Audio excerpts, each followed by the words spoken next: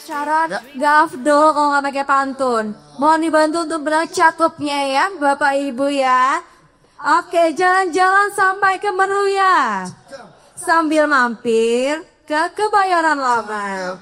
Bersama kami Bang Albert dan Donanya siap memeriahkan Jakarta Future Festival 2025. Baik, selamat lagi kami ucapkan selamat datang di hari kedua Jakarta Future Festival 2025 ya. Ya, Nananya, Ibu Bapak, teman-teman semua, hari ini kita akan kembali menyelami gagasan-gagasan pembangunan di kota Jakarta.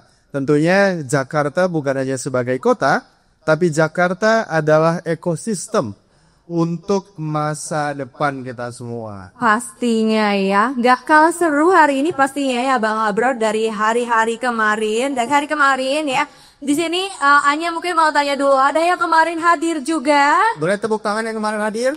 Luar biasa ya. Nah hari ini pastinya gak kalah seru ya Bang Abro. Kalau misalkan kemarin kita berbicara tentang bagaimana kolaborasi lintas sektor, hari ini kita akan melisik lebih dalam lagi nih. Bagaimana Jakarta bisa menjadi motor investasi dan juga produk lokal bisa menembus panggung dunia. Betul, dan seperti kita ketahui bahwa Jakarta adalah pusatnya perekonomian. Betul. Pusatnya perdagangan dan juga aktivitas investasi tentunya.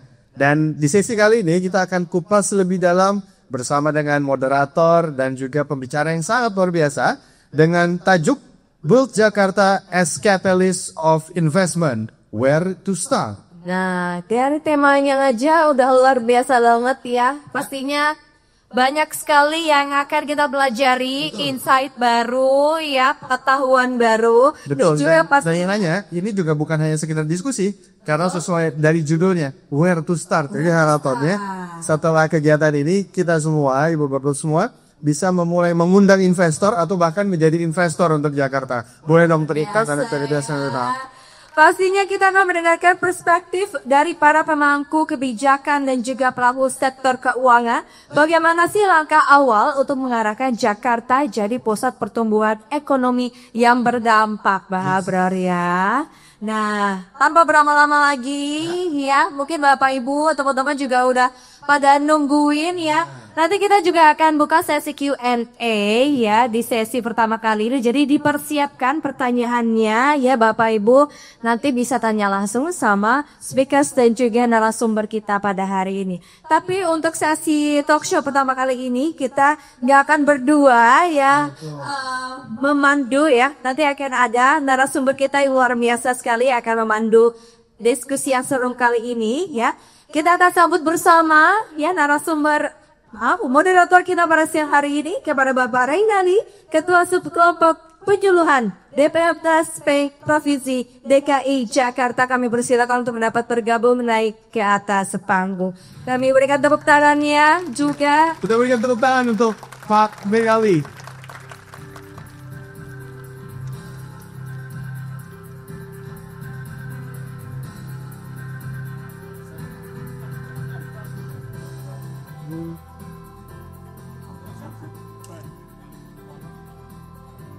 Baik, terima kasih Bang Non MC sudah memperkenalkan.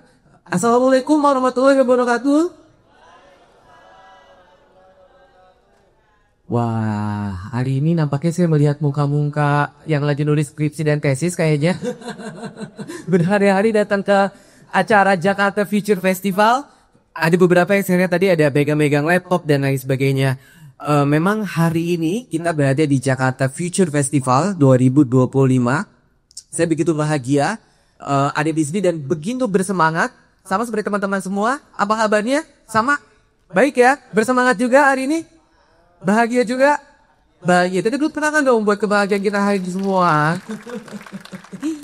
Karena kita hari ini di Jakarta Future Festival ini kita akan sama-sama membuka ruang ekspresi, ruang eksplorasi dan juga ideasi lintas sektor yang akan membahas berbagai macam hal. Untuk hari ini kita akan membahas terkait dengan tantangan dalam merumuskan solusi konkret kebijakan ekonomi Jakarta dalam momentum strategis penyusunan Rancangan Rencana Pembangunan Jangka Menengah Daerah atau RPJMD 2025 sampai dengan 2029, perayaan menuju 500 tahun kota dan visi Jakarta Top 20 Global City. Jadi hari ini kita akan berbicara seputar perekonomian nih. Jadi teman-teman semua saya rasa sudah sangat bersemangat karena kita bicara mengenai ekonomi Jakarta, dan saya rasa ini agak berat tapi sangat penting ya. Setuju ya? Setuju ya? Karena kota kalau tidak ada investasi tentunya kota tidak akan bisa berjalan ya, tidak akan bisa terus berkembang gitu.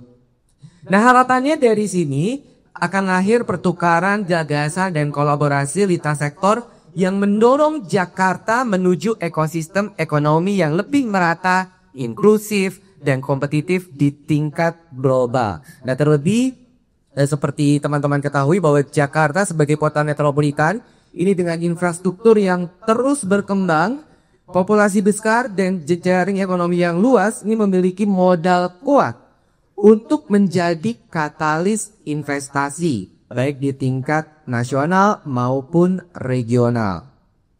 Namun untuk mewujudkan hal tersebut ini tentunya memerlukan kerja kolektif, strategi yang struktur, kolaboratif, dan selaras dengan visi jangka panjang. Untuk itu, kita akan membahasnya bersama narasumber yang begitu luar biasa hari ini.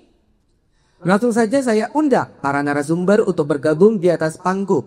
Dengan hormat, Deputi Bidang Koordinasi Infrastruktur Dasar, Kementerian Koordinator Bidang Infrastruktur dan Pembangunan Kewilayahan Republik Indonesia, Bapak Muhammad Rahmat Kabayudin, Presiden Direktur Timni Indonesia Idrisiri Santoso, Komisaris Independen Bank DKI Bapak Kiryanto, dan Wakil Koordinator Staf Khusus Gubernur DKI Jakarta Bapak Justinus Prasto.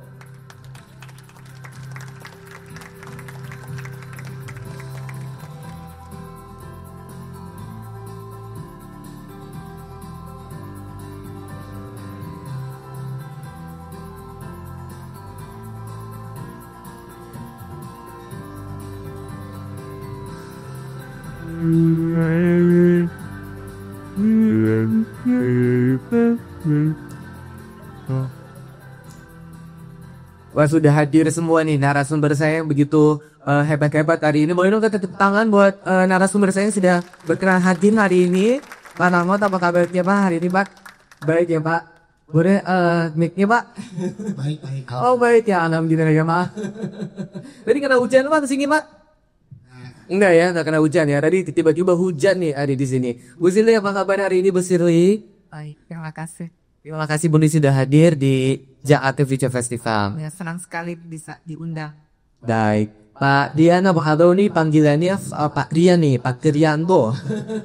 Luar biasa. Luar biasa. Pak Justinus, apa kabar Pak?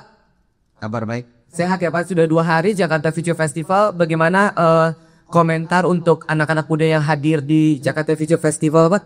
Ya, saya hadir dari kemarin siang sampai dengan siang ini. Antusiasme kaum muda luar biasa dan ini betul-betul jadi forum mereka. Luar biasa. Mungkin sebelum filmnya divisi ada quote anak muda hari ini yang hadir di sini Pak. Ada quote anak muda hari ini. Mereka anak muda yang seperti apa nih menurut Pak Justinus nih? Ya. Jakarta akan menyala dengan anak muda yang keren. Luar biasa. Sedikit kalian tahu kita semua ya. Saya puakan anak muda ya memang. Di sini memang keren-keren anak muda Jakarta ya, keren-keren, wangi-wangi, rapi-rapi. Tapi satu, jomblo-jomblo juga ya. Boleh kita tepuk tangan dong kita semua hari ini ya. Baik, kita akan berdiskusi tentunya. Nanti akan ada pemaparan begitu dari para narasumber. Dan juga untuk memantik diskusi hari ini juga akan ada berbagai macam pertanyaan-pertanyaan. Nanti saya juga akan persilakan teman-teman yang hadir dalam ruangan ini untuk bertanya dan mendalami terkait dengan apa yang kita diskusikan. Dan untuk yang pertama nih, khusus kepada Pak Rahmat nih. Sebagai pemantik diskusi kita hari ini Pak Rahmat, izin Pak, bagaimana pemerintah pusat gitu ya Pak melihat peran strategis pemerintah daerah khususnya dalam konteks pengembangan kawasan megapolitan Pak Rahmat. Menurut pandangan Pak Rahmat bagaimana nih Pak? How much time do I have? 6 menit Pak. Terima kasih Mas Rinaldi. Jadi tadi di belakang kan kita tanya nih, bagaimana membangun Jakarta sebagai pusat investasi ekosistemnya, apalagi dengan kondisi ke depan kita tahu IKN. Jadi buat teman-teman di sini, kalau saya sih berkeyakinan hari ini Jakarta itu kan sudah hampir 500 tahun ya usianya, 497 tahun. Penduduknya banyak, kemudian uang beredar juga di sini katanya hampir 70% uang beredar ada di Jakarta. Services ini adalah kota yang sudah sangat-sangat mature. Jadi bayangin saya ya ke depan investasi itu pasti akan selalu datang di Jakarta. Dan bahkan saya juga berpendapat sih masih bisa 500 tahun ke depan pun Jakarta akan selalu relevan. Nah, kalau dari sisi pemerintah pusat dan infrastruktur, tentunya kalau misalnya kita ingin melakukan sesuatu, apapun kegiatan kita, biasanya butuh infrastruktur. Bagaimana view kita, ini kemarin kita baru aja bikin event juga, Infrastructure Forum, International Conference for Infrastructure. Dan kira-kira pembelajaran yang kita dapat, ada beberapa hal yang harus kita fokuskan untuk pembangunan infra. Jadi misalnya yang pertama yang kita bilang kita harus bikin infrastruktur yang resilient, terutama terhadap tantangan ekosistem antara cuaca. Jadi kalau misalnya ada tanahnya ya tanahnya harus dilindungi. Karena kalau tanahnya banjir ya kan bisa bikin infra di atasnya. Kemudian sumber daya air itu juga harus kita buat lebih baik ya supaya airnya cukup dan kualitasnya baik. Kayak bisa buat mandi, buat taruh makan, buat industri dan sebagainya. Yang agak pentingnya juga misalnya air quality. Infrastruktur kita juga harus kita buat supaya air quality-nya juga bisa bagus gitu. Jangan sampai nanti lama-lama kita udah sesak itu nggak bisa lagi. Jadi pertama harus di sini. Nah, kalau kita lebih ke bawah lagi kita lihat juga. Nah, ini pasti ada infra publik yang harus kita bangun. Nah ini misalnya kalau kota itu orang kota butuh misalnya infra energi, harus ada listrik dong. Kemudian butuh air. Ya kalau bisa kita either ada ambilan tanah atau enggak ada pipa gitu ya, supaya tanahnya enggak dan subsidence. Kemudian juga dia perlu public transport misalnya. Sampahnya harus dikelola dengan baik. Nah infra perkotaan ini juga perlu kita buat. Nah kalau yang kedua ini kebanyakan pastinya fokus ke Pemda. Tugas pemerintah pusat itu memberikan polisi dan regulasi. Kalau yang pertama mungkin banyak pusat yang ketiga, nah ini juga menarik, infrastruktur konektivitas. Jadi antara pusat-pusat ekonomi itu kan harus disambung ya. Baik kita lewat darat, jalan, rails atau lewat laut dan udara. Nah ini juga perlu. Di sini juga pemerintah pusat ada peran cukup banyak dan tentunya kerjasama dengan Pemda. Yang mana daerah-daerah mana yang kira-kira bakal jadi bangkitan ekonomi, kita perlu connect. Nah, yang keempat ini mungkin lebih mikro ya. Misalnya kawasan perumahan kita perlu lebih detail lagi. Ananya yang cocok, perumahannya apa, mungkin bentuk TOD supaya nggak macet. Dan juga kita perlu buat infra yang berkaitan dengan services. Misalnya infra kesehatan, pendidikan, pariwisata dan sebagainya. Dan semua ini yang kemarin kita diskusikan kita dan gak kalah penting ya. Semuanya butuh duit. Dan ini harus ada pembiayaan yang pas. Dimana kalau misalnya apakah ini semua tugas pemerintah baik pusat maupun daerah. Nanti kapasitas fiskalnya habis. Nah ini juga kita perlu melibatkan swasta. Jadi tugas kita di pemerintah pusat itu membuat regulasi polisi di mana kalau ini bisa swasta kita bisa buat regulasi supaya swasta bisa usul. Tapi kalau misalnya nggak bisa, ya disinilah pemerintah hadir. Cukup mendorong baik itu tadi daerah-daerah yang bikin mampu bisa berkontribusi dan mirip. Jadi kira-kira begitu sih kalau ini saya kira dari saya. Terima kasih.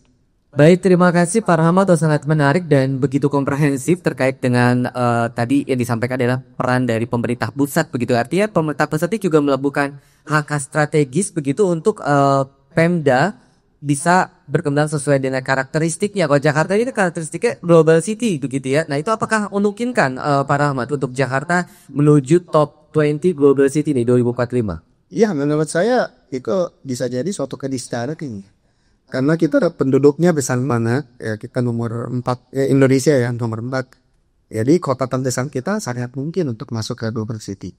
Cuma memang ada hal-hal yang harus kita perhatikan supaya penduduk kita itu bisa terus berkembang dengan baik.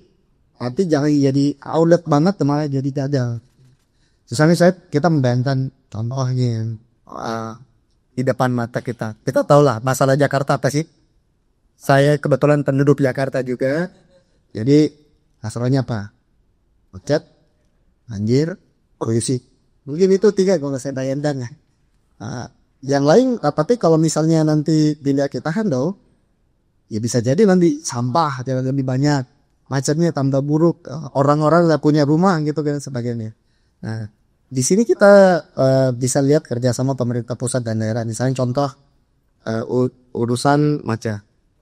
Ini ada beberapa policy yang berkaitan ya. Kalau dari kita, misalnya bagaimana kita bisa memberikan insentif untuk public transport. Dan tentunya didorong oleh Pemda. Kebetulan DKI sangat aktif ya. Mungkin yang terbaik di Indonesia, bukan mungkin. Yang terbaik di Indonesia. Ada MRT, ada LRT, ada TJ, ini global standards. Kemudian kita cerita, sekarang tugas kita semua, bagaimana mendorong supaya orang-orang itu pakai public transport. Waktu itu saya sempat diskusi banyak sama IJ, ini data-data, saya berikan data pergerakan orang di Jakarta. Nah, dia mengusulkan rute baru. Alhamdulillah sekarang saya lihat totalnya Jabodetabek ya. Dari Bogor ke Blok M. Kita tinggal tunggu dari Blok M ke Madinah katanya. Terus ke Madinah. Titiknya di Blok M. Saya gitu kan.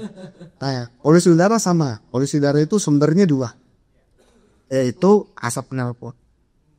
Sama dengan pembakaran sampah. Jadi ini 2 juga. Asap knalpot, bagaimana mengurangi knalpot. Berarti elektrifikasi internet komputer. Itu polusi pemerintah pusat. Kemudian memperbaiki kualitas BBM. Itu juga bisa dari pemerintah pusat standarnya. Open burning dan polisinya juga dari pemerintah pusat, di mana pemerintah daerah bisa masa. Itu contoh-contoh. Ya. Baik, terima kasih Pak Rahmat. Selanjutnya kita akan menyimak pemaparan dengan perspektif global dan berbasis data, yakni terkait bagaimana posisi Jakarta dalam indeks kota global dan langkah strategis menuju transformasi sebagai kota investasi berkelas dunia. Ibu Shirley, disilakan Ibu. Ya, terima kasih. Jadi emang sangat menarik sekali ya tadi Pak Rahmat katakan, dan saya rasa ini momentum yang sangat baik di mana Jakarta mencanangkan untuk menjadi top global city di tahun 2045, nomor 20 dan nomor 50 in the next 5 years. Saya nggak tahu apakah paparannya bisa ditampilkan. Jadi Karni itu Global Management Consulting Company, kita tuh sudah mengerjakan Global City Index tuh dari tahun 2006. Dan tadi seperti Pak Rahmat katakan, kalau boleh ke next slide, itu tuh Jakarta memang perannya di Indonesia itu sangat penting. 17% dari ekonomi bisa ke Next slide, mungkin bisa teman-teman panitia ya. Dan kita juga 75% dari penduduk kita adalah productive workforce. Dan kita juga ada 2 million international visitors. Nah, ini adalah indikasi sebenarnya yang potensinya bisa di-leverage. Tapi kita juga ada tantangan seperti green space, itu masih di low 5%. Kalau kita bandingkan dengan global city lainnya, rata-rata mereka sampai 20-30%. Affordable housing itu masih jumlah persentasenya di Jakarta itu masih belum segitu banyak. Dan juga dari value added economy seperti financial service itu masih sekitar 46% dari total. Jadi kalau kita bandingkan dengan global city lain itu sekitar 60%. Halaman berikutnya, next slide. Nah, ini posisi Jakarta di Global City Index yang kita kerjakan di dunia dari 2006. itu memang menurun dari tahun 2015, itu kita rankingnya nomor 54. Nah sekarang kita rankingnya 74, jadi ada penurunan sebanyak 20 peringkat. Walaupun kita stay-nya di tahun 2023 dan 2024. Nah peran city sebagai global city itu penting banget. Kenapa? Karena global city itu biasanya perkembangan ekonominya itu harus lebih cepat dari other city di negara tersebut. Dan on average globally, global city ini contribute sekitar 60% dari global economy output. Nah di Global City Index kami itu ada 5 big dimension. Nah, kalau kita lihat penurunan yang terbanyak di Jakarta adalah dari sisi human capital dan juga information exchange. Nah, sedangkan kalau kita bandingkan dengan global city di China seperti Shenzhen, Shanghai, Chongqing, mereka itu kenapa peringkatnya bisa naik 20-30 peringkat? Karena mereka banyak sekali fokus di human capital dan juga information exchange, digital infrastructure, quality dari human talent, future readiness workforce, quality dari international university-nya dan sebagainya itu sangat rendah. Jakarta untuk business activity peringkatnya turunnya sedikit sekali karena memang kontribusi Jakarta di dalam national economy ini tetap tinggi. Nah ini kenapa kita harus mempertahankan bahkan mengakselerasi. Dan kalau untuk cultural experience itu bahkan meningkat sebagai 4 peringkat karena Jakarta adalah melting pot untuk culture-culture yang ada di Indonesia. Next stage. Nah, sehingga Jakarta sudah selesai sebenarnya mencanangkan detailed strategi untuk 20 tahun ke depan untuk menjadi top 20 global city by 2045. Ada 8 detailed strategy book yang sudah sekarang dipublish untuk publik di website-nya Jakarta, di mana ini adalah pilar-pilarnya. Pilar pertama, North Star, Jakarta ingin kemana, top 20, top 50, strategic objective-nya kemana, karena ini akan mempengaruhi master urban planning. Jadi kalau kita lihat historically 500 tahun yang lalu, Jakarta itu memang dibangun oleh pemerintah Belanda saat itu untuk cukup untuk 2 juta penduduk. Ini sekarang kita penduduknya sudah banyak sekali. Nah memang jadi kita membutuhkan penataan kota yang baik. Jadi kita tuh ibaratnya sama dengan Tokyo. Tokyo kita juga urban sprawling. Kita berkembang. Nah ini salah satu yang kita lihat bagaimana kita bisa menjadi kota yang resilient tadi seperti Pak Rahmat katakan dan juga livable untuk penduduknya. Nah di buku kedua adalah mengenai bisnis dan ekonomi. Ini pertanyaan yang kita harus jawab, fokus industri vertikal kemana nih supaya kota kita kontribusinya itu tetap besar. Value added economy, green manufacturing, services, financial services, service industry, creative economy, sesuai dengan populasi kita yang sebagian besar adalah very productive age. Coastal development, saat ini Jakarta tuh ekonominya kontribusi oleh Jakarta Pusat dan Jakarta Selatan 40-50%. Makanya people movement-nya ya di Jakarta Pusat dan Selatan. Jadi kita butuh new economic engine di utara, di timur, dan di barat. Supaya dengan pemerataan ini people movement-nya juga akan lebih rata. Nah ini pembangunan coastal development kalau kita lihat Yokohama, di Tokyo, dan di Singapura itu potensinya besar sekali. Lalu growth engine seperti KEK, MSME, informal sector yang sekarang 40-50% di kota Jakarta, business climate yang lebih baik. Nah ini penting sekali buat Jakarta. Buku ketiga lebih soal mengenai bagaimana kita create future ready workforce, healthcare, tadi Pak Rahmat katakan penting sekali, affordable housing yang integrated dengan public spaces. Jadi kalau kita lihat seperti Singapura, itu housing itu harus di economic engine supaya masyarakat tidak perlu ulang balik dan juga integrated public space supaya mereka bisa berkarya. Tourism itu penting sekali karena orang di Jakarta sekarang cuma stay 2-3 hari lalu pergi atau bahkan 1 hari. Nah bagaimana Jakarta bisa menjadi tourism hub seperti Shanghai, seperti New York, seperti kota-kota global lainnya. Environment, sustainability itu key sekali termasuk pembangunan ke Giant Sea Wall karena land subsidence yang kita hadapi itu 10 cm setiap tahun. Nah lalu dari sisi infrastructure, R&D dan lalu dari sisi governance karena untuk membangun Jakarta menjadi kota global, kita butuh 2 kali apa yang kita spend. On average, contohnya Shanghai spend sekitar $30 billion every year.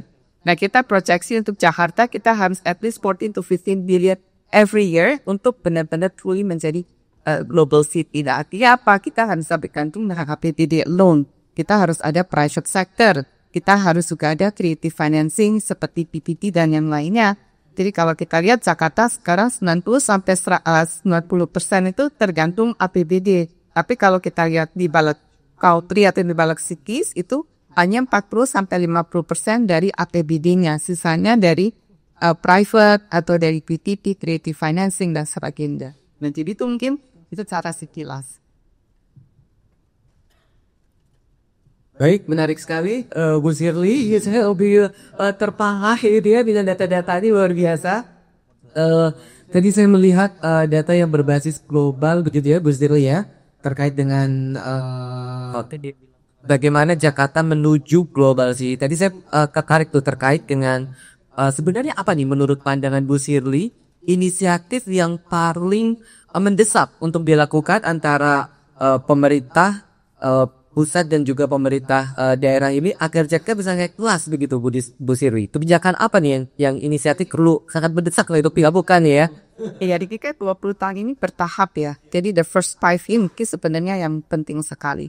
Nah, jadi kalau tadi kita lihat dari sisi peringkat, kalau dari sisi bisnis dan ekonomi itu kita harus maintain.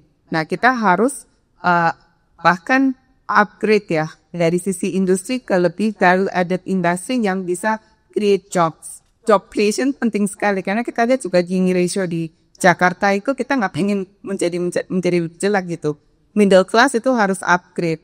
Nah, kita lihat 75% dari penduduk kita adalah productive age. Jadi industri seperti creative economy, service industries, financial services, lalu green manufacturing. Karena tadi polusi itu salah satu isu itu penting banget untuk diaterasi. Itu dari sisi business dan juga dari sisi workforce. Nah, jadi tadi kita lihat dimensi yang kita drop yang banyak sekali adalah dari sisi quality dari human capital kita. Kita jauh kalau dibandingkan dengan kota-kota di China. Apa dengan Bangkok. Bangkok tuh ratingnya 45. Kita nomor 74. Nah, salah satu yang dikerjakan Bangkok yang sangat baik adalah quality dari human capital. Artinya apa? Kita kalau lihat jumlah university graduate di Jakarta itu masih sedikit. Nah, kita harus meningkatkan jumlah university graduate. Termasuk juga minta international university untuk masuk ke Indonesia, ke Jakarta. Nah, itu salah satu indikatornya juga. Nah, ini kita lihat di Bangkok atau di Singapura banyak sekali international university yang sudah masuk. Georgetown sudah buka public policy. Nah, ini bagus sekali nih kalau kita bisa, apalagi sekarang ya kan semua orang males kalau ke Amerika. Nah, ini potensi sebenarnya. Jadi human capital, business economy dan yang paling penting adalah dari sisi sustainability. Jadi tadi basic infrastructure seperti water piping kita cuma 50% saat ini. Great Giant Seawall itu it's a must ya. Itu bukan options anymore menurut saya ya, menurut pandangan kami. Dan juga seperti affordable housing. Nah, itu juga penting. Baik, terima kasih Bu Shirley. Wah, jawabannya luar biasa. Baik, tadi saya juga melihat bahwa tadi sudah disinggung oleh Bu Shirley terkait dengan membutuhkan pendanaan begitu ya, pembiayaan terkait dengan investasi dan juga produk infrastruktur di Jakarta begitu ya. Nah, untuk itu hari ini Pak Rian ini sudah mempersiapkan paparan yang tidak kalah menarik untuk menjawab hal tersebut. Kami persilakan Marian. Terima kasih Mas Aldi. Teman-teman yang saya hormati dan saya banggakan, selamat siang ya. Saya pertama-tama bersyukur bisa join di tempat ini bersama Pak Rahmat, Bu Shirley dan juga kolega saya yang nama Mas Justinus. Pertama-tama kalau kita bicara global city, Jakarta sebagai global city sekaligus sebagai smart city ya, memang harus di backup, disupport dari sisi baik itu basic infrastructure, yaitu infrastruktur fisik ya, seperti di gambar ini, tapi juga harus disupport dengan yang namanya soft infrastructure. Saya akan masuk dari hard infrastructure dulu. Kalau kita bicara hard infrastructure, tadi masyarakat sudah singgung, kita bicara hal-hal yang sifatnya kasat mata physical, ya physical. Ada jalan, ada jembatan, public utilities, transportasi dan sebagainya. Which is semua itu tentu tidak mungkin ya bisa dibebankan, dibiayakan oleh APBD Pemprov DKI Jakarta. Meskipun volume APBD DKI itu besar ya dibanding provinsi-provinsi lain. Tetap saja Pemprov DKI harus butuh semacam strategic partner, yaitu private sector. Ya, private sector, teman-teman pengusaha, businessman, tapi juga harus ada pihak yang tanda petik menengahi. Nah, menengahi itu namanya intermediasi, lembaga intermediasi. Nah, salah satu lembaga intermediasi yang selama ini menjadi andalan itu adalah sektor perbankan. Ya, sektor perbankan. Saya pengalaman di bank-bank Afkata ya, bank-bank BUMN dan sekarang di bank regional yaitu Bank DKI. Memang kami banyak sekali financing pembiayai sektor-sektor infrastruktur, baik itu toll road, kemudian public utilities dan sebagainya. Bahkan beberapa office government building itu yang dia juga kebanyakan Bank Himbara maupun BPD. Nah, kenapa itu dilakukan? Karena sebagai lembaga intermediasi, disitulah peran strategik dari lembaga keuangan. Ya, secara khusus adalah perbankan dan secara khusus lagi adalah bank regional atau bank pembangunan daerah yang salah satunya adalah Bank DKI. Kita punya banyak sekali opportunity, yaitu untuk financing misalnya di sektor air minum, sektor infrastruktur keras yang lain. Banyak sekali yang bisa dikerjakan dan itu sudah masuk di portofolio sekaligus di pipeline yang ada di bank-bank kita di Indonesia. Secara khusus di tempat kami di Bank DKI. Nah, bagi bank-bank kita itu sangat enjoy itu menyukai membiayai sektor infrastruktur karena apa? Tenor itu jangka waktu kredit atau pinjaman itu lama, bisa 7 ada 10 tahun. Sedang kalau kita membiayai sektor-sektor infrastruktur itu paling tidak teman-teman saya di credit officer itu tenang karena dia sudah punya portofolio, sudah punya outstanding.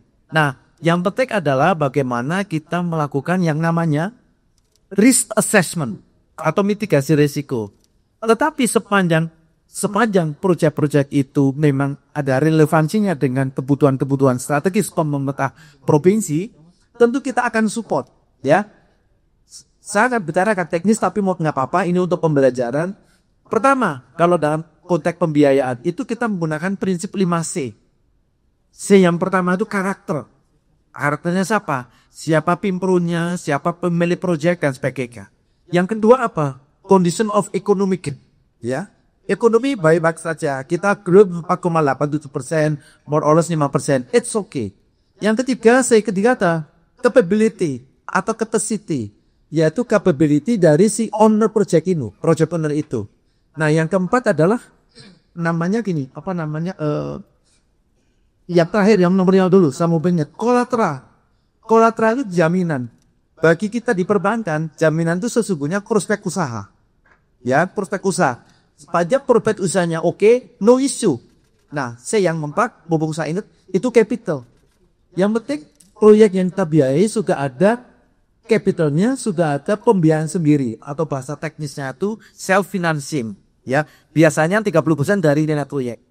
Nah, kembali tadi, kalau pembelian infrastruktur seperti disampaikan Mas Rahmat tadi, no issue bagi kita di perbankan. Karena semuanya dari aspek risikonya itu dapat dikendalikan atau kontrol.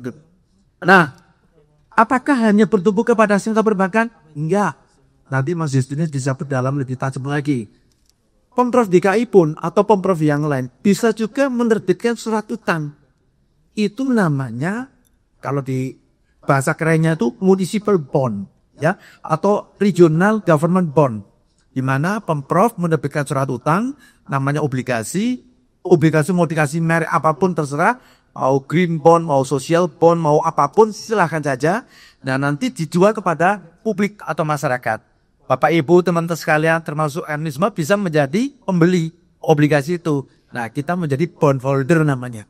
Banyak sekali instrumen yang bisa dikerjakan sehingga antara Pemprov DKI, beserta investor, beserta sektor perbankan dan publik itu masyarakat kita semua bisa terlibat aktif dalam program-program pembangunan di Pemprov Jakarta. Nah, inilah sebetulnya yang tujuan penting dari kita diskusi ini, bagaimana menggerakkan involvement atau bahasa Bu Sel itu engagement, ya. Jadi publik masyarakat Jakarta itu juga merasa engage dengan proyek-proyek strategis ini. Karena Bapak Ibu dan saya memiliki program-program ini. Jadi ini bukan semata-mata programnya Pemprov, bukan semata programnya Pak Pramur Anung dan Pak Waku, bukan. Tapi ini program kita bersama. Kita punya ownership di situ. Nah kalau ini bisa dirayakan dengan baik, hopefully ya, cita-cita 2027 nanti kita menjadi usia 500 tahun atau 5 abad dan kita menjadi pijakan awal. Ya, stepstone kita menuju global city sekaligus smart city, mudah-mudahan kecil. Itu highlight dari saya, Mas Aldi. Right, Pak Rian, terima kasih. Tadi saya menyambung nih dari Bu Sirli dan juga Pak Rahmat terkait dengan investasi hijau tadi, transformasi hijau. Apakah Bank DKI juga melakukan langkah strategis begitu terkait dengan pembiayaan investasi hijau, Pak Rian? Kebetulan di bisnis plan kami, kita memang ada planning. Kita akan merencanakan, mungkin namanya nggak spesifik green bond ya. Bisa juga nanti kita kasih namanya social bond. Social bond, yaitu obligasi yang nanti peruntukannya memang untuk pembangunan public utilities, ya, bikin pasar apalah whatever yang secara economically itu bisa visible untuk dibiayai.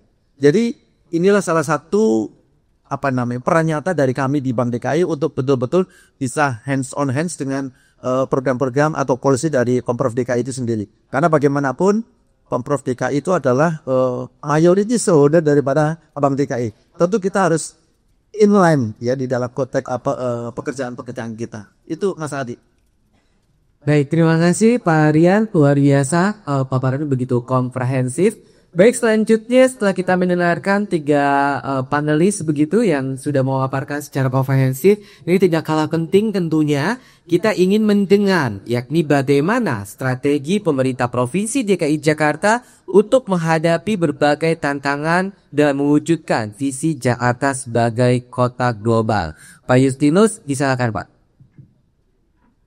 Baik, terima kasih Mas Aldi. Terima kasih tadi Pak Rahmat, Bu Sirli, Aryan sudah menyampaikan dengan lengkap. Saya tinggal menyimpulkan. Memang enaknya. Enak dulu ya Pak ya. Langsung mau terakhir. Coba ke slide satu lagi. Silakan. Saya di sini aja, nggak usah kemana-mana. Saya sedang menjelaskan ini. Ini masih bisa disempurna. Saya banyak ditanya. Akram itu programnya apa? Kadang-kadang saya sudah tidak bisa menjawab secara langsung. Karena kan orang lebih senang yang visual gitu ya. Membangun yang fisik, yang kelihatan langsung. Tapi kalau kita perhatikan, rasanya satu-satunya kepala daerah, tanpa bermaksud sombong, yang membuat program 100 hari secara terukur dan dituangkan dalam instruksi gubernur adalah Gubernur DKI. Membuat 40 program quick win untuk 100 hari pertama. Supaya apa? Publik tahu janjinya apa, publik ikut terlibat dan mengawasi, sekaligus menjadi fondasi. 5 tahun ke depan gak usah kemana-mana. Yang 40 inilah yang akan kita jadikan milestone untuk dicapai. Jadi itu kira-kira gambaran awal. Yang kedua, Akram selalu menyampaikan tugas kita sebagai pelayan publik adalah memutus mata rantai ketidakberuntungan. Jangan sampai ada orang warga Jakarta yang katanya Jakarta ini kaya, punya banyak potensi tadi, kok hidupnya terus-menerus tidak beruntung. Kalau yang terjadi, yang salah pemimpinnya, yang salah birokrasinya. Bagaimana caranya? Simbol tambahnya. Tapi kalau kita lihat, ini simbolik dan afirmatif. Misalnya, pemerintah kan simbol tugasnya. Hanya memastikan redistribusi dan alokasi itu berjalan secara adil dan merata. Tugas gubernur itu sederhana. Membuat warganya pinter, kotanya pinter, badannya sehat, kantongnya tebel. Nah tadi Bu Sirli sudah menyampaikan secara teknokratik seperti itu. Tapi sebenarnya kan gitu. Bagaimana caranya sekarang?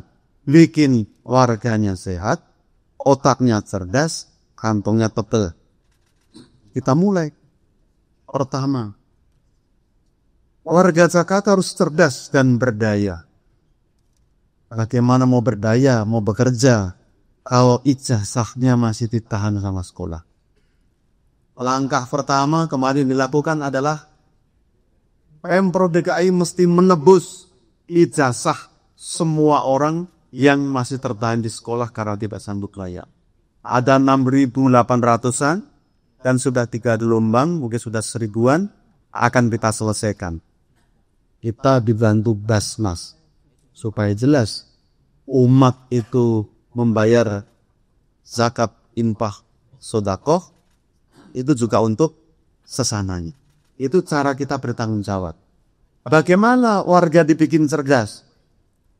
KJP diperluas. Bahkan KJMU yang untuk mahasiswa UUL akan diperluas sampai S3. Awal S1 sudah umum. Tapi kalau yang pinter, potensial disekolahkan sampai S3, itu jadi kebanggaan keluarga, jadi kebanggaan Jakarta. Itu komitmen. Lalu subsidi yang tidak mampu BPJS. Jakarta ini menanggung 4 juta peserta BPJS yang dibayar oleh Pemda. Lalu kesehatan diperkuat, layanannya akan dibangun rumah sakit yang berstandar internasional. Buat siapa? Buat warga Jakarta. Agar orang miskin tidak sekedar bisa berobat di puskesmas dan terlunta-lunta kalau sakit. Tapi mereka juga mesti boleh berharap kalau sakit juga dirawat dengan layanan terbaik. Lalu ruang publik diaktifasi. Taman-taman dibuka ada 24 jam. Ini bukan soal yang simbol hanya buka aman. Tapi ini komitmen agar warga Jakarta yang sudah pengap di antara beton-beton raksasa itu, di antara tekanan pekerjaan, punya ruang sosial yang sehat. Bisa bercengkrama, menikmati musik, menikmati hiburan, ngobrol dengan kolega, dengan teman, sehingga hidupnya balance. Itu sangat penting karena kesehatan mental itu menjadi prasyarat. Karena untuk mencapai itu butuh pendanaan. Tadi Pak Rahmat menyampaikan infrastruktur dasar mesti tersedia. Air bersih harus ada. Transportasi publik yang baik. Dan lain-lain. Gus Derli tadi menyampaikan banyak hal mesti dicapai. Itu semua butuh duit. Maka prinsipnya gotong royong. Yang mampu bayar pajak. Makin mampu mesti bayar makin gede. Jangan malah ngemplang. Maka kita mesti bikin kebijakan yang mengafirmasi keadilan itu terjadi. Contohnya apa? Parkir. Mau dinaikkan tarifnya. Biar yang punya mobil, apalagi yang sering ke pusat perbelanjaan mewah, boleh, tapi bayar parkirnya mahal. Supaya uangnya dipakai menyubsidi yang hanya bisa naik Trans Jabodetabek. Sekarang sudah ada jalur-jalur baru dan paradigma Pak Gubernur, Pak Wagub, Jakarta sudah jadi milik semua, termasuk bermanfaat untuk warga sekitarnya bukan Jakarta. Dibuka jalur baru, Blok M Alam Sutra, lalu Cawang Vida Bekasi, Blok M Bogor, Blok M Sawangan, lalu PIK 2 Blok N. Supaya apa? Orang-orang yang kurang beruntung juga bisa menikmati PIK 2 dengan murah. Tidak hanya orang kaya di sana.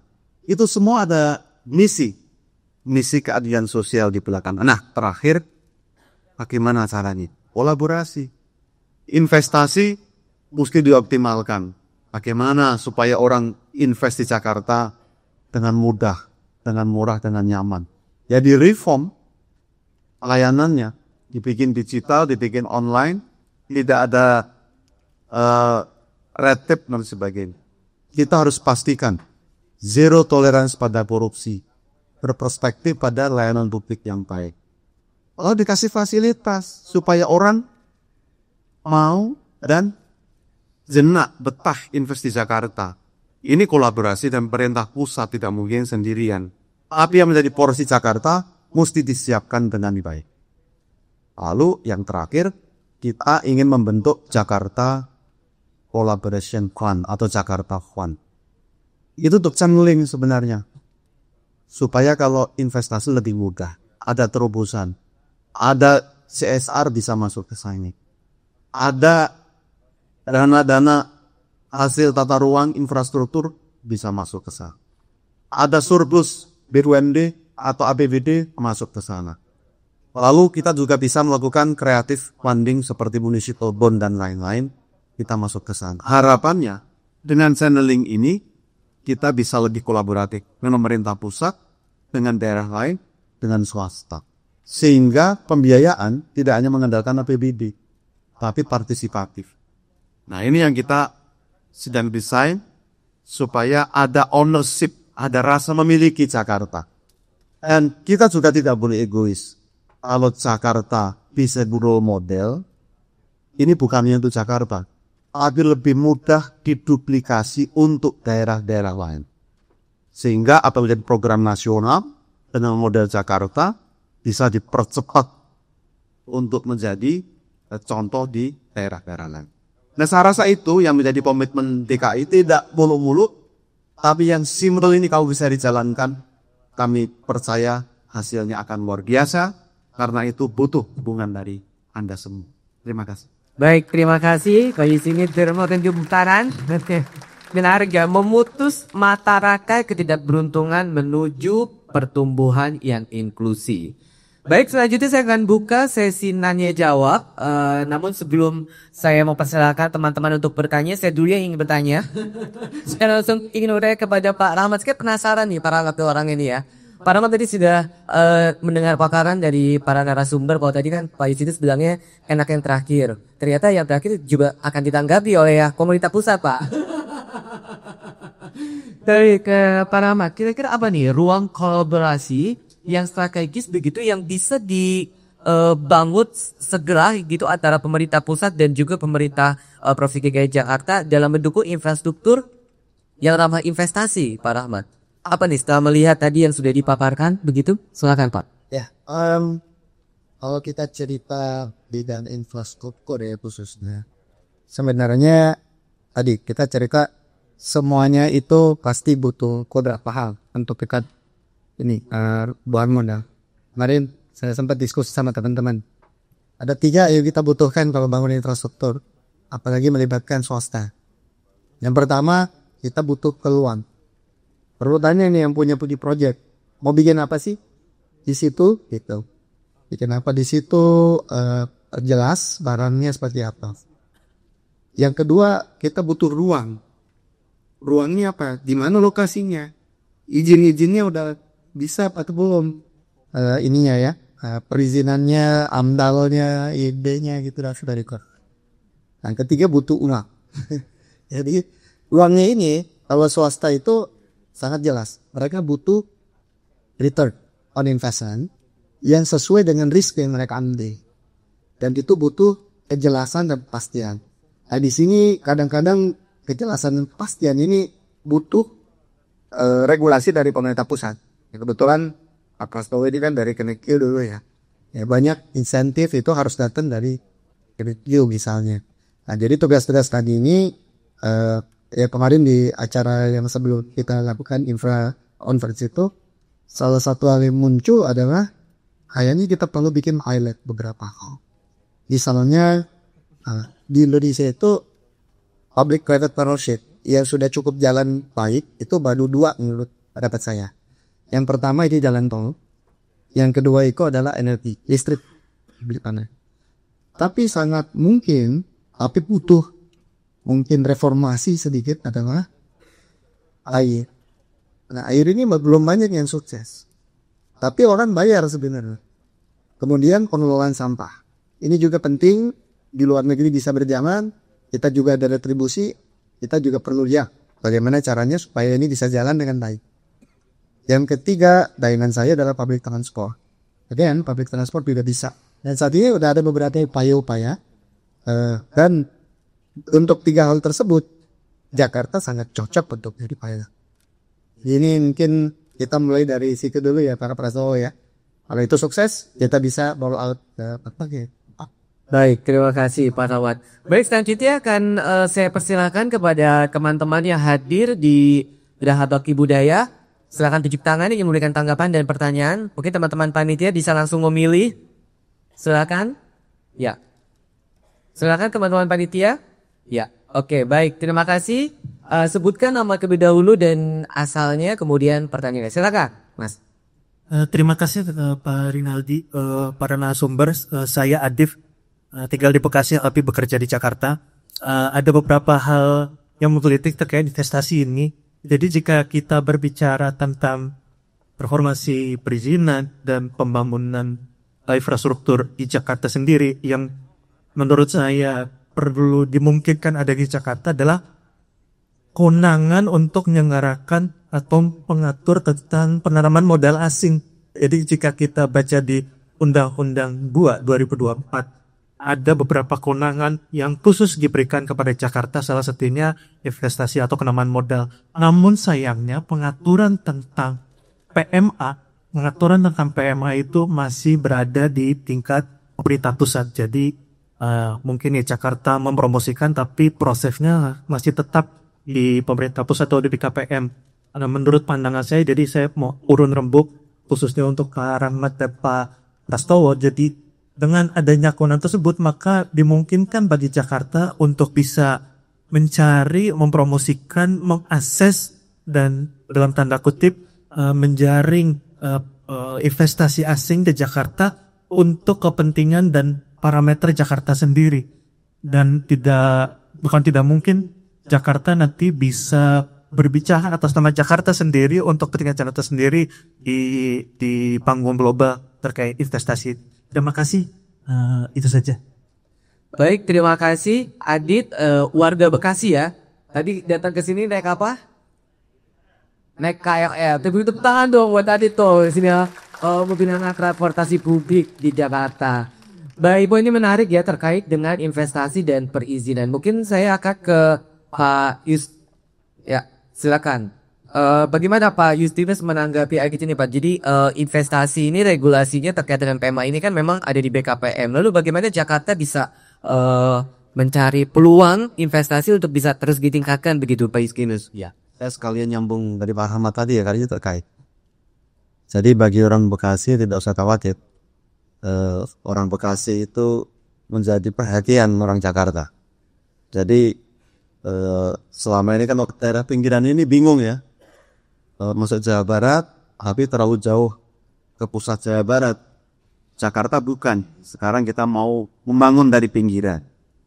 Nah kalau tadi nyambung dari Pak Rahmat tuh, apa nih fokus Jakarta?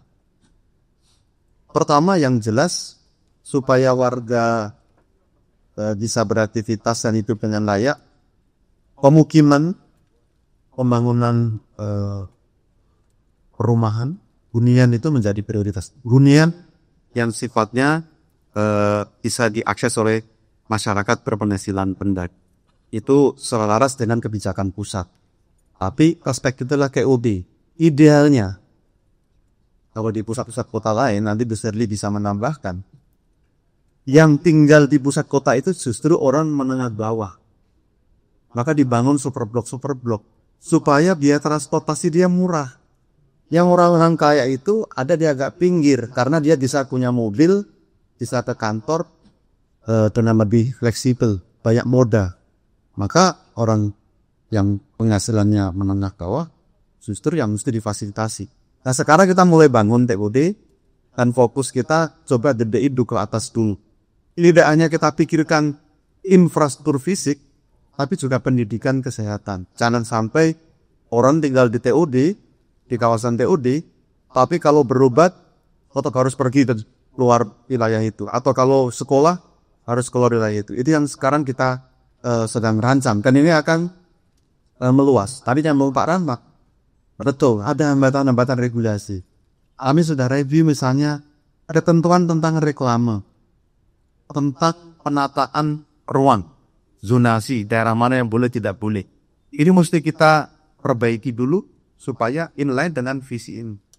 Yang kedua, transportasi publik ini jadi fokus kita. Dan alhamdulillah sekarang ini swasta banyak berminat membangun MRT yang tidak pakai APBD untuk jalur dari luar Jakarta ke Jakarta, misalnya dari BSD ke Lebak Bulus, nanti BSD ke kota dan sebagainya. Itu banyak swasta berminat karena sangat menjanjikan. Lalu tadi Pak Rama sudah sampaikan, waste to energy akan jadi fokus.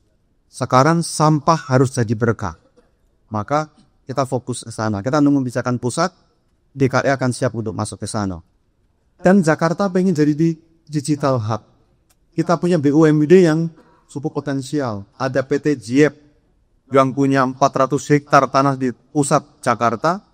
Kita akan utilize dari data center yang bisa dipakai untuk digital hub. Nah, yang seperti ini kita mau connect. Swasta butuh apa, kita sediakan. Jadi kita tidak boleh berprasangka pemerintah itu yang paling tahu, sehingga berpikir membangun dari perspektif pemerintah. Kita mesti mulai dari investor butuh apa, kita siapkan. Menyambung ke tadi, jawaban singkatnya, kami sudah nge-review Undang-Undang 2 2024 dan mulai di depan kami akan berkoordinasi dengan Kemendagri dan Kementerian Keuangan untuk memastikan PP pelaksanaan Undang-Undang 2 2024 yang dimandatkan paling lama 2 tahun harus jadi, itu bisa mendetailkan itu sehingga betul-betul nanti dapat dijalankan di lapangan dengan baik. Tentu kami butuh dukungan pusat termasuk dari Kemenko Infrastruktur, karena nantinya saya rasa exercise Jakarta akan heavy di infrastruktur nih Pak Rama. Terima kasih. Baik, terima kasih. Baik, selanjutnya kami buka lagi pertanyaan. Ya, silakan teman-teman panitia. Ya. Baik, dipersilakan sebutkan nama, asal dan pertanyaannya. Silakan. Izin Bapak Ibu semua, perkenalkan nama saya Widya. Saya dari CASN Bakeda Kata 2025. Izin bertanya mungkin yang kalau boleh Bapak, yang pertama untuk Pak Rahmat, tadi di akhir Bapak sempat singgung tentang PPP yang mungkin potensinya sebenarnya belum benar-benar optimal gitu ya Pak ya. Masih ada beberapa proyek layanan publik yang berhasil gitu dalam penyelenggaraan PPP. Tapi justru saya ingin coba explore lebih nih Pak pertanyaannya terkait dengan implementasi 4P gitu. Public Private People Partnership gitu. Bagaimana sih ke depannya peluang dari pemberdayaan people untuk perihal investment gitu. Mengingat di Jakarta sendiri kan awareness of individual investment-nya sudah cukup tinggi begitu. Kemudian dalam okupasi misalnya gitu ya, okupasi lahan yang selama ini sering diimplementasi di luar negeri untuk proyek PPP E4E, banyak lahan-lahan lokal di Jakarta yang diokupasi pada akhirnya oleh swasta, baik itu untuk layanan publik maupun non layanan publik gitu. Nah, bagaimana ini juga bisa menjadi sustainable passive income bagi masyarakatnya yang mereka juga mendapatkan multiplier effect secara berkelanjutan gitu, hasil ekonomi dari aktivitas publik ataupun private yang ada di tanahnya. Itu yang pertama. Kalau untuk yang kedua, saya juga tertarik nih Mbak dengan green infrastructure and economic gitu.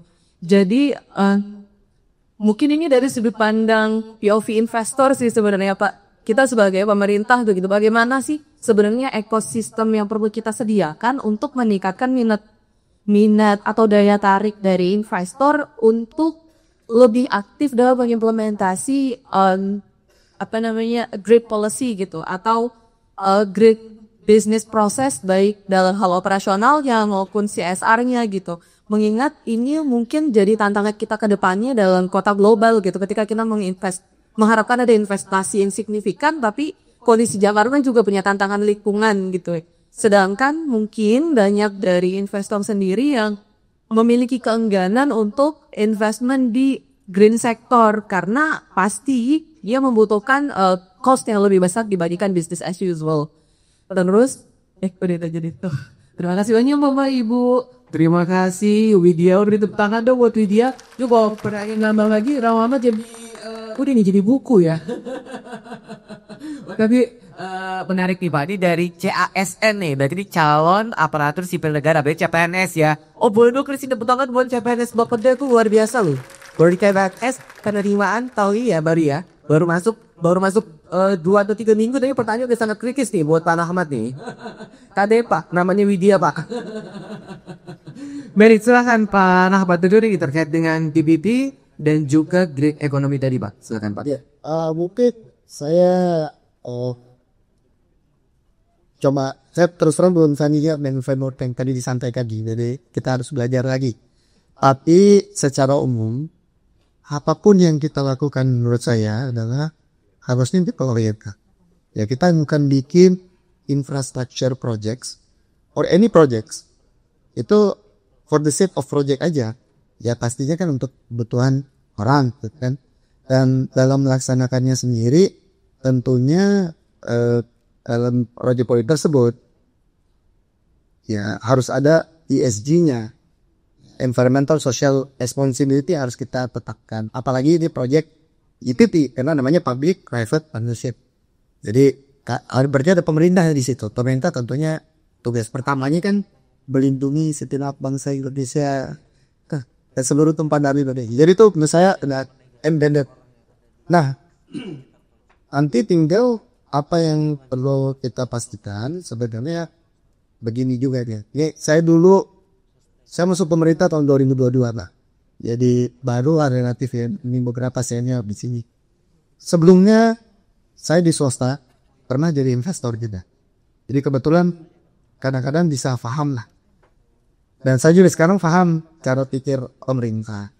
Nah, investor itu maunya apa? Saya sudah sampaikan. Mereka ingin untung. Namanya investor, ya ogah rugi lah ya. Nah, tapi sebenarnya pada prinsipnya mereka ingin mendapatkan return sesuai dengan risiko yang mereka ambil. Itu fundamental. Nah, di situ untuk mengurangi risiko ada hal-hal di mana yang itu risikonya itu jelas, peraturannya harus jelas. Nggak bisa ditunjuk, swasta bangun aja. Nanti habis itu mereka rugi. Nah, dan kita unfortunately ada beberapa case ya kejadian seperti itu. Karena peraturannya mungkin belum terlalu jelas atau tiba-tiba ada pergantian kepala pemerintahan, kepala daerah. Tiba-tiba proyeknya mangkrak. Padahal sebagian uang udah keluar. Itu naik presiden sebenarnya. Jadi yang tadi saya sebutkan contoh jalan tol dan listrik. Itu ada skema yang sudah sangat trusted, sudah sangat dipercaya. Sehingga orang mau. Ini kita tinggal lihat kenapa waste to energy project kita itu peraturan presidennya keluar 2018. Tapi setelah 7 tahun yang jadi baru 2 dari 12 misalnya. Itu kenapa yang air ini juga hanya beberapa yang jadi dan belum sempurna. Nah, ini kita perlu teliti lebih baik lagi. Jadi pertama tuh ekosistem teman-teman yang saya lihat yang kita harus memahami itu bahwa cara itu untung. Kadang-kadang kalau kita di PNS, ASN itu kan, duit banyak nih, jangan-jangan korupsi. Memperkaya orang lain. Ya kalau kita mengundang investor, dia akan lebih kaya sebenarnya. Tapi bagaimana caranya kita buat peraturan itu bahwa memang ini menguntungkan untuk investor, tetapi adil, tapi transparan, tapi tidak multi-spec gitu misalnya, supaya kesempatan itu terbuka buat semua. Itu tantangan-tantangan kita. Jadi Markip, kalau mengenai great investment, apakah itu lebih rugi? Belum tentu menurut saya. Jadi saya kasih contoh kecil aja, karena saya kerjain cukup lama ya. Mengenai elektrifikasi transportasi. Kalau kita melektrifikasi transportasi, sebenarnya listrik itu jauh lebih efisien digunakan untuk mobilitas daripada combustion engine. Karena energinya itu hilang untuk panas dan bunyi sebenarnya. Oleh karena itu makanya lebih murah. Nah, akhirnya kemarin Transjakarta, waktu tender 200 bis di tahun 2024, itu per kilometernya lebih murah daripada bis diesel.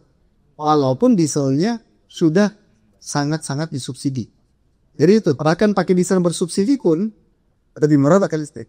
Jadi ada angle di mana sebenarnya green not necessarily more expensive.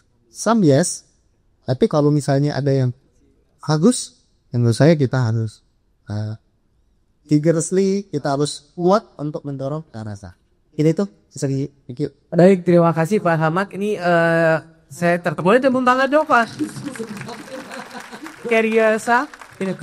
Jawabannya nih mungkin sebelum kita mengakhiri ini pertanyaan terakhir ya untuk Bu Sirly nih, Bu Sirly. Bu Sirly, tadi kita melihat bahwa teman-teman mengkritisi terkait dengan investasi dan juga bagaimana perizinan dan lain sebagainya. Nah ini mungkin Bu Sirly sudah lalang buana ini ke berbagai kontak global gitu ya di dunia.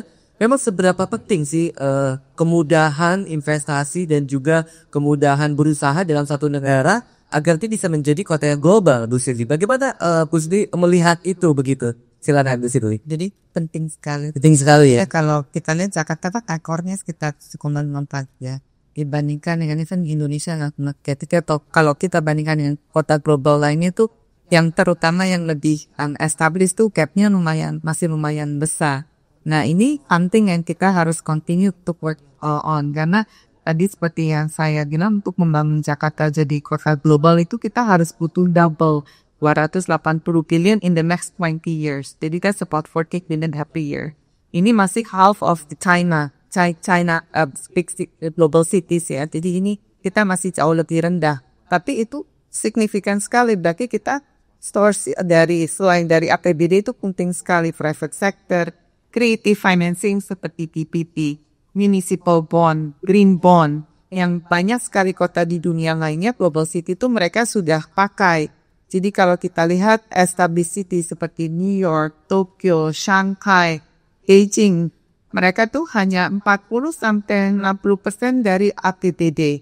Sisanya dari private sector, PPP, dan yang lain-lainnya. Nah, sehingga di Jakarta ini kemudahan berinvestasi, skema PPP yang baru itu juga penting karena PPP di Indonesia itu belum terlalu cepat ya dan sukses.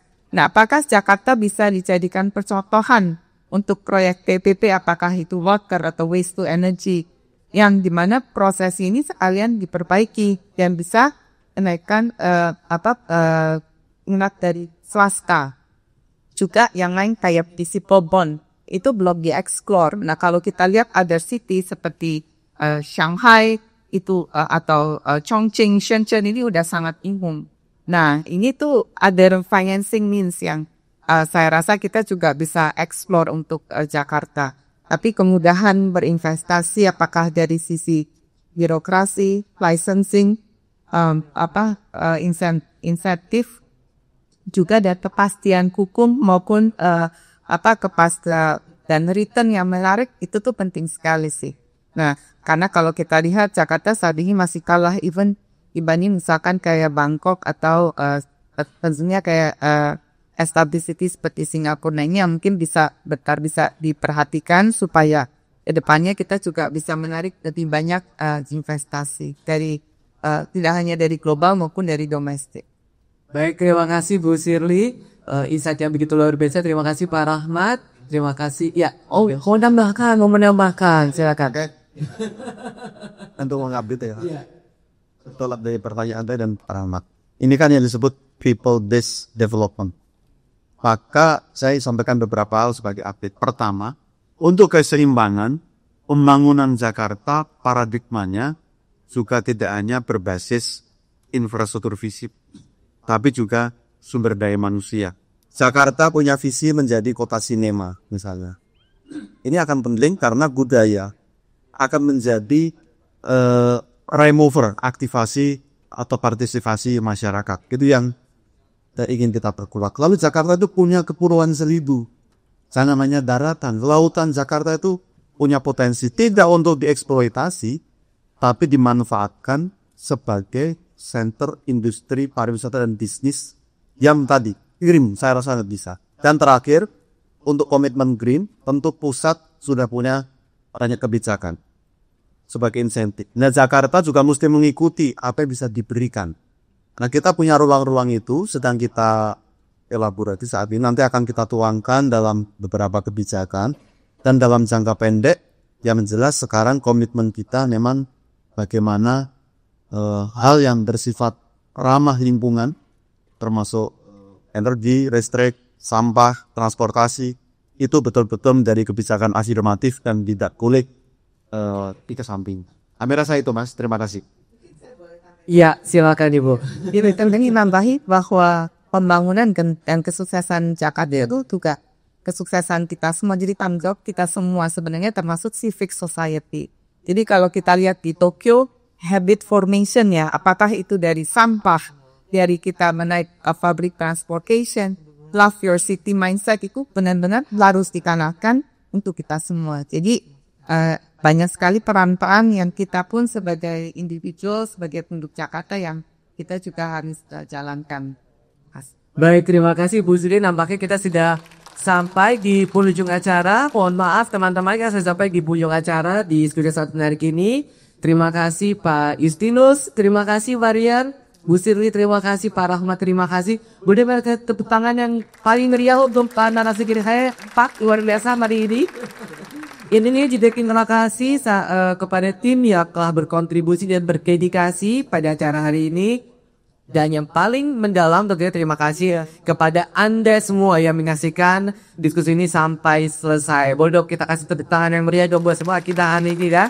Ini pasti habis kita mungkin esok kalian dimanggil boleh bertanya lagi ya. Baik, seperti yang sudah disampaikan oleh Pak Justinus dan juga Bu Sirli bahwa budaya itu penting ya. Tadi kalau kota global Jakarta itu indikator cultural experience itu justru meningkat. Jadi kalau kata Pak Justinus bahwa Jakarta akan terus berbudaya dengan menghasilkan kota sinema dan lainnya. Nah, untuk itu hari ini saya akan menutup dengan sebuah pantun budaya Jakarta. Nanti Brenda tolong cakepnya ya. Boleh ya? Setuju ya? Setuju, baik. Dari Cikini ke Kalibata. Lanjut naik motor ke Bekasi. Mari kita dukung Jakarta sebagai katalisator investasi. Luar biasa. Baik, sebelum saya mengakhiri sesi ini, saya ingin minta bantuan nih kepada para narasumber dan juga teman-teman untuk kita sama-sama mengabadikan momen bahagia kita hari ini, yakni kita akan berfoto bersama dan merekam video. Setuju boleh ya? Boleh ya kita merekam video bersama dan juga berfoto. Mungkin dari teman-teman kameramen bisa standby di atas panggung, kita akan foto bersama-sama menghadap ke belakang panggung. Baik, Bapak Ibu narasumber dan juga hadirin, yang pertama kita akan lakukan adalah foto bersama dengan gaya yang paling bahagia. Boleh ya? Nah, setelah itu kita akan merekam video dengan bersama-sama mengucapkan Jakarta Future Festival Collaborate to Elevate. Setuju ya? Boleh ya? Setuju. Baik. Bagaimana, sudah siap? Sudah siap? Waktu siap kita berdiri semua. Teman-teman, kita berdiri semua. Teman-teman kameramen, sudah siap? Ya, kita menghadap ke layar Bapak Ibu. Oke, berdiri semua. Bisa merapat mungkin teman-teman.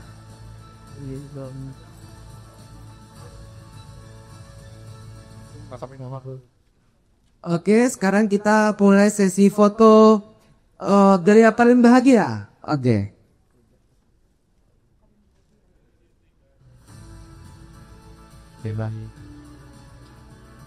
Oke, selanjutnya kita akan sama-sama merekam video dengan mengucapkan bersama-sama Jakarta Future Festival Collaborate to Elevate. Setuju ya?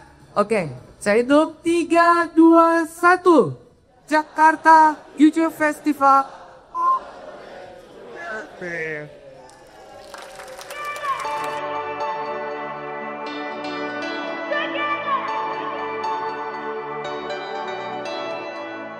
Jakarta shines with dreams so